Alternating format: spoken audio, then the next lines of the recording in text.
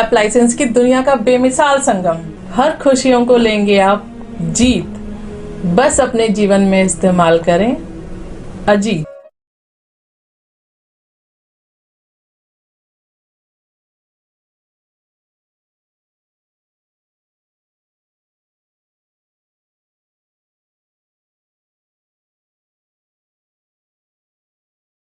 नमस्कार, आदाब, सत श्री अकाल। मैं शोएब सलमानी, मेरे साथ आप देख रहे हैं एनबीटीवी भारत न्यूज़ चैनल। इस समय हम गाजियाबाद के शताब्दीपुरम में मौजूद हैं, जहां 28 अगस्त को रात 10 बजे के लगभग पुलिस का पूरा अमला बुलेट रानी के नाम से फेमस शिवांगी ढवास को लेने के लिए आता है। क्या पूरा प्रकरण है, क्या पूरा मामला है, जानने के लिए हमारे साथ मौजूद हैं शिवांगी ढवास। पूरा अमला आपको 10 बजे रात को उठाने के लिए आया।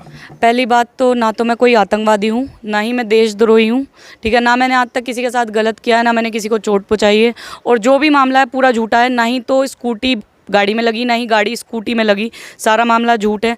प्लस बोल रहे हैं कि मुझे नेक्स्ट डे घटना स्थल से सुबह 8:30 बजे उठाया गया है। क्या 8:30 बजे मैं वहाँ कर क्या रही थी नेक्स्ट डे?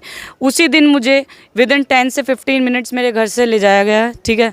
3 गाड़ी इस साइड थी, 2 गाड़ी इस साइड थी। जो इस साइड से मुझे लेने आई थी 15 से 20 लोग थे मेरे घर के बाहर पुलिस वाले। 2 महिला कांस्टेबल थी। जो महिला कांस्टेबल वो थी जिनसे मेरा विवाद हुआ था, मुंह बहस हुई थी, हाथापाई कोई ऐसी खास नहीं हुई थी। उन्होंने ही हाथ चलाए थे, मैंने कैमरा ऑन कर लिया था, ठीक है। तो थाने से कोई भी कांस्टेबल नहीं थी, ठीक है। मैंने पूछा कि क्या आपके पास मेरी एफआईआर है, अरेस्ट वारंट है? तो मुझे हर चीज़ पे सुना दिया गया, ना मेरी सुनी गई। तो स्टार्टिंग यहाँ से हुई कि स्वर्ण में मदर डेयरी है, उधर के कट पे सब रॉन्ग साइड जाते हैं, छोटा सा कट है। हम दोनों एक ही दिशा में जा रहे थे। मेरी गाड़ी के पीछे से वो आई, ठीक है। आगे जाके उन्होंने स्कूटी रोक ली कट मार के। उन्हें लगा कि मेरी गाड़ी उनकी स्कूटी में टकराने वाली थी। मेरे साथ मेरा कैमरामैन था जो गाड़ी ड्राइव कर रहा था। तो उसने शीशा नीचे करके कहा, अरे मैडम सॉरी। तो तब तक मैं फ़ोन चला रही थी, क्योंकि ऐसा कुछ टक्कर हुई होती तो शायद मेरा फ़ोन से ध्यान हट जाता। तो कहती है, चिल्लाने लगी। दूसरी बार फिर बोला, अरे मैडम सॉरी। वो फिर भी चिल्ला रही थी, तो मैं ध्यान देने लगी दूसरी तरफ। फिर तीसरी बार फिर बोला, अरे मैडम कोई नहीं, सॉरी। तो उनके ये वर्ड्स थे कि गाड़ी में है तो क्या चढ़ा देगा, तुम लोग ऐसे ही एक्सीडेंट करते फिरते हो, चिल्ला रही थी। मैंने इतने में मुंह निकाल के बोला कि मैडम लग जाती है तब भी तो सॉरी बोल देते हो, कोई इतनी बड़ी बात नहीं है। मैं कहा क्यों बात बढ़ा रही हूँ? तो इतने में वो फिर चिल्लाई कि तुझसे बात नहीं कर रही मैंने कहा आप इस बेचारे पे क्यों चिल्ला रही हो?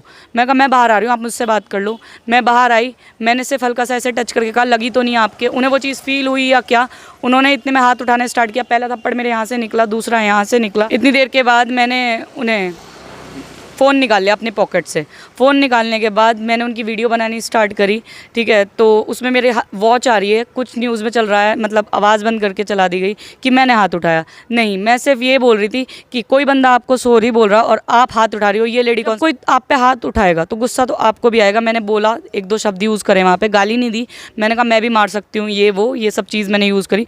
उसके बाद उन्होंने कैमरा बंद करा दिया। उसके बाद कहती हैं मैं अपने हस्बैंड को बुला रही हूँ। मैंने कहा आप अपने हस्बैंड को क्यों बुला रही हो? मगर पुलिस वालों को बुलाओ, मैं यहीं खड़ी हूँ, ठीक है। इतना होने के बाद उन्होंने वहाँ पे मैंने 112 पे कॉल करी, नहीं लगी, ठीक है। वो अपने हस्बैंड को बुला रही थी, मुझे पता, क्योंकि वो ऐसा हाथ करके कह रही अभी आ रहे हैं, अभी आ रहे हैं। तो मुझे पता था यहाँ बहस होगी और कुछ नहीं होगा, फालतू की चीज़ें होंगी। मैं सीधे घर पे आई।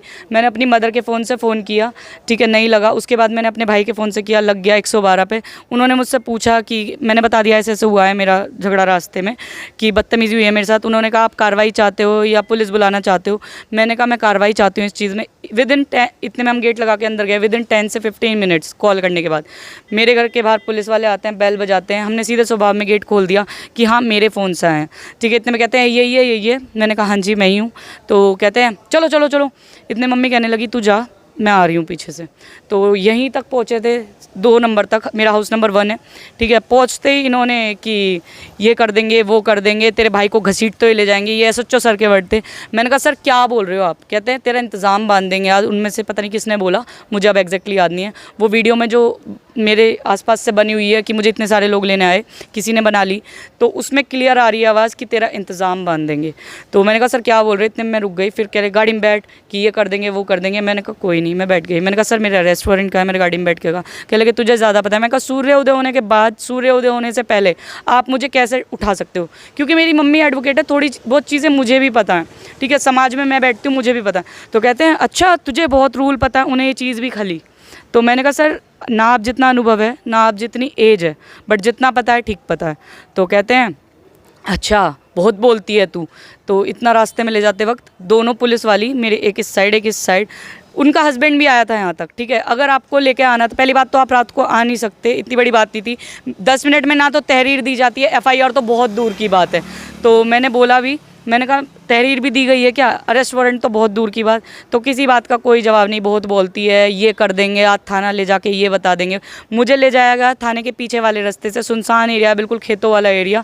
वहाँ पे हाल फिलहाल में इन्होंने कुछ महीने पहले ही एनकाउंटर करा था। तो वहीं पे पास में ही इन्होंने थोड़ा सा आगे बढ़ते मतलब उस लेडी कांस्टेबल ने मेरा मुँह दबाया कि आज तुझे बता दूंगी, ऐसे करके। नखून भी लगे हुए हैं मेरे, मेडिकल वगैरह में सब कुछ है, शायद 1-2 दिन बाद निशान बिल्कुल क्लियर हो जाए, ठीक है। और मुझे थप्पड़ मारा कि आज बताएंगे तुझे, ये वो, मैं ही मारूंगी तुझे थाने ले जाके। मैंने कहा मैं चाहती हूँ कि तू ही मारे मुझे।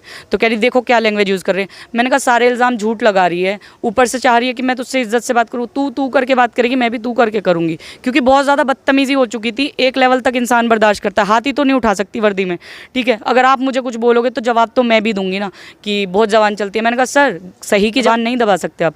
मैंने कहा या तो मेरे हाथ काट देना थाने ले जाके, या मेरी ज़बान काट देना। अगर हाथ भी बच गए ना तो मैं लिख के बयान दे दूँगी, सारी चीज़ें बताऊँगी।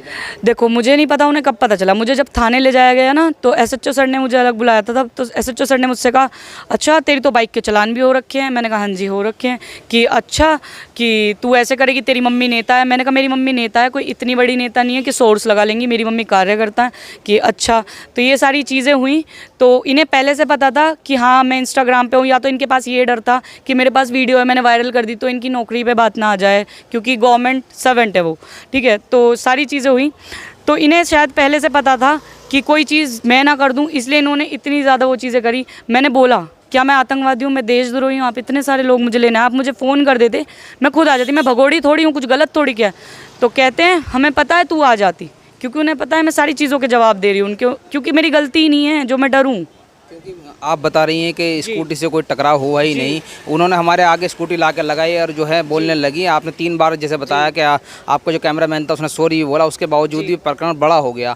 अब क्या मांगे आपकी प्रशासन से, किस तरीके का आपका जो अगला कदम क्या रहेगा? देखो प्रशासन से मुझे कोई उम्मीद नहीं है, क्योंकि मेरी सारी उम्मीद टूट चुकी हैं। अगर इतनी ही वो होती तो सोचते कि एक अनमैरिड लड़की है, सिंगल पेरेंट चाइल्ड है, तो इतनी बड़ी बात नहीं थी, कोर्ट के बाहर ही ख़त्म हो जाती। जेल, कोर्ट भी छोड़ो, जेल भिजवा दिया, सारे में बदनामी हो गई। जितनी मैंने इज्जत कमाई थी या मेरे घर वालों ने कमाई थी, वो एक समाज की नज़रों में एक धब्बा लग जाता है ना कि जेल गई है, वो तो मेरे पे लग चुका है। तो मेरा पुलिस प्रशासन से तो नहीं, मैं कोर्ट से कार्रवाई करूँगी, मैं भी और मेरी मदर भी। जो भी चीज़ें मेरे साथ मेरे पास सारे प्रूफ हैं। और एक झूठ जो होता है ना एक टाइम तक होता है, सच की आवाज़ आज नहीं तो कल ज़रूर उठती है। उत्तर प्रदेश में योगी आदित्यनाथ की सरकार चल रही है, जो लगातार कहते हैं कि महिलाओं का उत्पीड़न नहीं होना होगा, बहन बेटियों का उत्पीड़न नहीं होना दिया जाएगा। मगर आप जिस तरीके से बता रही हैं ये एक उत्पीड़न मानती हैं, इस चीज़ को क्या मानती, और किस तरीके से योगी सरकार से आपकी मांग रहेगी? योगी सरकार से मेरी हाथ जोड़ के विनती है कि इस चीज़ में ज़रूर कार्रवाई करें और पता करें कि क्या रहा है क्या नहीं रहा है, सबूत देखें, सारी चीज़ें पता करें।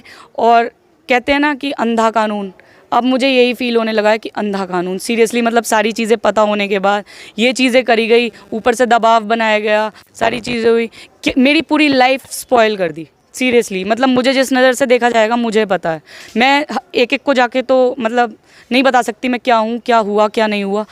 जो भी हुआ बहुत गलत हुआ, ठीक है। भगवान किसी को ये दिन ना दिखाए। बस मैं योगी आदित्यनाथ सर से यही कहूँगी कि प्लीज़ पता करें इस बारे में और इसमें ज़रूर एक्शन लें, क्योंकि बहुत ज़्यादा हो गया है। अब मुझे बीजेपी सरकार से ये उम्मीद नहीं थी, क्योंकि सुनने में आता है कि महिलाओं के लिए बहुत अच्छी सरकार है, तो ऐसा तो बिल्कुल भी नहीं होना चाहिए था।